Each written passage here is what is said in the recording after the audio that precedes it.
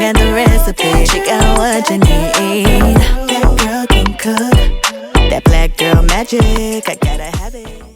Hey y'all, and welcome back to my channel. And today I'm gonna be showing y'all a good old classic that we used to have back in the day called hamburger steak and gravy. And I'm showing y'all how to make mashed potatoes with it. So look, let's go ahead and jump right into it.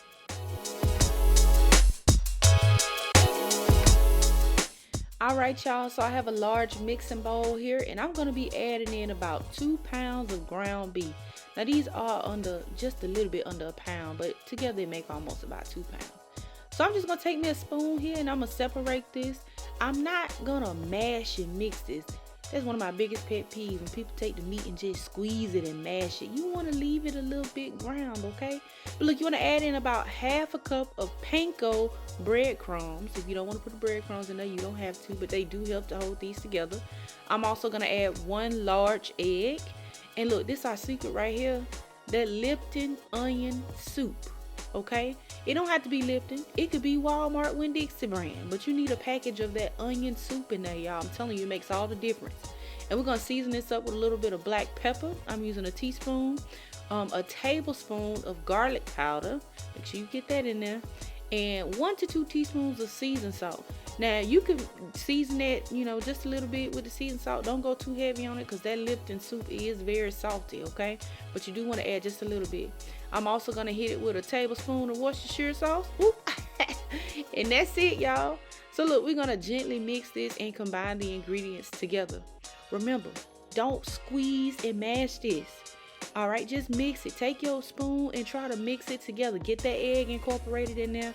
Don't be in here squeezing this stuff. Now, I'm trying to tell you, I can't stand it. It'd be like mush mess. All right, but anyway, 1 teaspoon of dried oregano. I almost forgot that. Actually, I did forget, but I remembered to put it in there. So let's do some oregano. That also gives it some edge as well. And look, like I said, just mix it. Okay, y'all see how I'm mixing it? I'm not mashing and squeezing and all that kind of stuff. Don't do that. All right, so look, make sure your hands are clean. We're gonna scoop out these meat mixture and form some patties. Now, if you do this correctly, you should get about 8 patties. Okay. Now, I'm making some that are different sizes because different people like different sizes. I don't want them wasting no food. But this will give you approximately 8 patties. It could give you about 10 if you make them real small. All right, but we're gonna do 8. And while you're putting these patties together, y'all, you see that I'm not squeezing them together, y'all. I'm just kind of pressing them into place and then forming that round circle. You don't want to squeeze and mash them, you guys. Just press them into place, all right, and form you up a patty. And once you do that, like I said, you should have about 8 patties just like this. Look at that, y'all. It smells so amazing. But look, anyway, we're gonna put some olive oil in a skillet. This skillet is over medium heat. A lot of people always ask me, what size are your skillets? Baby, this is big, baby. Big baby. She is about 12 inches, okay? And I'm only going to fry 4 at a time. But once your skillet is hot, place your patties on in there. That big one right there, y'all see her? Y'all see that big one? She the queen bee, okay? But anyway, we're going to sear these for about 3 to 4 minutes on each side. And I'm kind of pressing down on them just a little bit so they all get seared perfectly. Now, if you're trying to figure out why I added olive oil, knowing that ground chuck is going to make a lot of oil, it literally helps. I promise y'all. Along with the seasoning on the cast iron, it literally helps this to not stick, okay? And not get all that nasty gunk at the bottom. So if you don't want to add olive oil, you don't have to, but it helps for me, all right? So we're going to go in there with the second batch. You see, I just took the first batch out. 3 to 4 minutes on both sides. You want to cook all the way through. And here we're adding in that second part. Look at that. Look at them patties, y'all. They just a cooking, okay? And look, they make good hamburgers too. I ain't gonna lie. If you like a little onion flavor in your hamburger, this right here on one of them onion seed, one of them everything bagel burger buns, baby. I'm telling you. But nah, this ain't no hamburger. We ain't talking about that. We doing hamburger steak, okay? So look, anyway, I took out most of the grease that was in there. All right, I poured out most of it, and I returned the skillet back to the stove. And here we have about a tablespoon of butter. Y'all, we got to get this sauce going, okay? We got to get this onion gravy going, and we making the onion gravy from scratch. Do y'all hear me? So look, I have about 2 small onions that have been sliced. If you want to dice yours, you can. If you just want to chop them, you can, but I like mine sliced in this particular dish. So slice them on up and get them in there so we can cook them. And we're going to cook them until they're slightly translucent. All right. And look, I am adding another tablespoon of butter. Let me tell y'all something. These old school classic meals, you're going to have to figure out what type of calories you're going to be watching later. Okay. But look, we're adding in 1/4 cup of all-purpose flour. And we're going to cook that flour down a little bit. And make sure you don't burn it. Okay. That's why I added the butter in so it don't stick to the bottom. And y'all, we about to cook this gravy together. Okay, we about to put it together. So look, you see it has browned a little bit. It's cooked through a little bit. We're gonna add in our liquid. I'm doing 2 cups of beef broth at this time. All right, look at that. 2 cups of beef broth.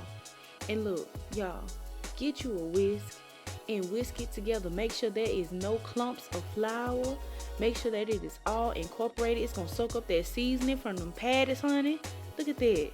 Y'all, we ain't come to play today. This is an old classic meal. Y'all hear me? And look, I'm gonna add in a 1/2 teaspoon of browning seasoning. If you don't want to add in any browning seasoning, you don't have to. It's just gonna make it a little bit darker and give it some deep, rich flavor. But I'm adding that in. I'm also adding in a tablespoon of the Worcestershire sauce. I think I said it right again. Look at me. Anyway, so look, it is going to thicken. And if it thickens too much, you can add more liquid. But for right now, we're gonna do mushrooms. Now generally, I put mushrooms in there depending on what day it is. If I feel like eating mushrooms in there, I put them in there. If I don't, I won't. But I just so happen to have some, so guess what? I'm putting them in there. If you don't want to, you don't have to. I'm adding in a 1/2 teaspoon of Cajun seasoning because I do like it to have a little kick. 1 teaspoon of black pepper. And for the record, you guys, I use coarse black pepper. So it may look like it's a lot, but it's just thick. Like it's really big pieces of the black pepper. So it's really coarse. But just to let y'all know, I do use coarse black pepper. Okay. I'm also going to add in a 1/2 cup of beef broth because I wanted this to thin out again. So in total, I added 2.5 cups of beef broth. If you're okay with the thickness, you don't have to add more broth. I know I was going to cook this a little longer, so I added some more broth. So I would advise that you do the same if you're following along. So look, once you get your broth and your gravy and everything mixed together, look how rich that is, y'all. Look at that. Add your meat patties into the gravy, okay? Like I said, if you prefer a thinner gravy, add more broth. If you want it thicker, when you start to simmer it, it will reduce, okay? Look at that. Baby, stop playing. What? Huh? Y'all simmer that on low and let it chill out. All right? So look, now we're going to move on into making the mashed potatoes. You cannot have hamburger steak without mashed potatoes. So I had to show y'all how to do it real quick. And this is a quick and simple recipe. So look, we have some water here in my Dutch oven. We also have some salt here in my Dutch oven. And I have 6 small russet potatoes. They have been peeled and chopped. Now I just chopped them up roughly. I gave it about 3 or 4 chops. And we're just going to cook these on high. We're going to boil them on high for about 12 to 15 minutes or until they are fork tender. If you are not sure what fork tender means, this is what fork tender means. I can put the fork directly into the center with no problems. You might even have a hard time trying to pick them up. That's how you know they're done, okay? So once you get them there, turn the heat off and drain the water off. Get all that liquid out of there. You don't want any of it, okay? So look, if you still got a little bit of old school left in you, honey, grab you a masher, okay? Mashers make the creamiest potatoes. I'm not kidding y'all, okay? And mash those potatoes up a little bit and add in a 1/2 cup of warm milk. If you want to use cream, you can. I'm using milk today because that's what I had on hand.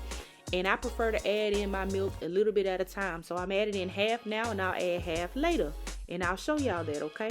But mash your potatoes up. I'm adding in a 1/2 cup of sour cream. You can add as much or as little as you want, but that sour cream gonna give it that tang, baby. And it also helps to make it creamy. Alright? So I added half too because the sour cream, half of the milk, because the sour cream actually can create this creaminess inside the potatoes as well. You don't want it to be too liquidy and too wet and too loose. Alright? So that's why we add in half now, half later. But anyway, also a 1/2 stick of melted butter. Look at that. Don't skip out on the butter. Cause how you gonna have mashed potatoes without butter? Don't even fool yourself like that. Okay? Now look, there's our other 1/2 cup of warmed milk. Alright, look at that. You see how it just makes it on creamy? It just brings it on around town, honey. That's it. Alright? So look, we have that in there and now we gotta season it up. You don't have to add all that extra crazy stuff in mashed potatoes, y'all. All it needs is a little bit of salt. Put you in about 1 to 2 teaspoons of salt, or you can season it to taste, depending on what you like, okay? But I did about 1 to 2 teaspoons. But it was 2 pinches that made about 1 to 2 teaspoons. And that's it, y'all. Look at that. Our meat is done. Our potatoes are done. Look at that. Honey, we're gonna eat, child. So look, let's go ahead and plate it up.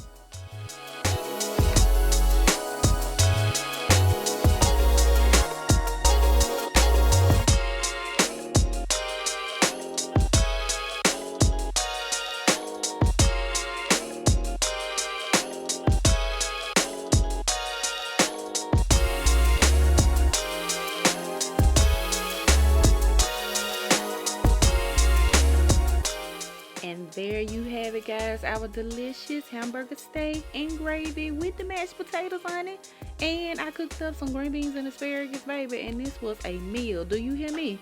So look, y'all, check that out.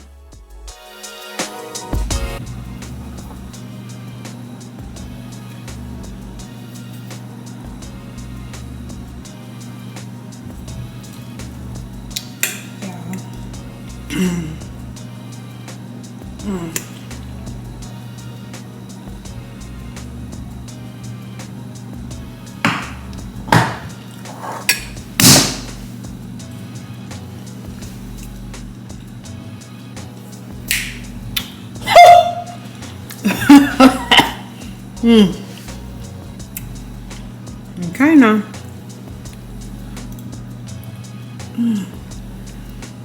Y'all.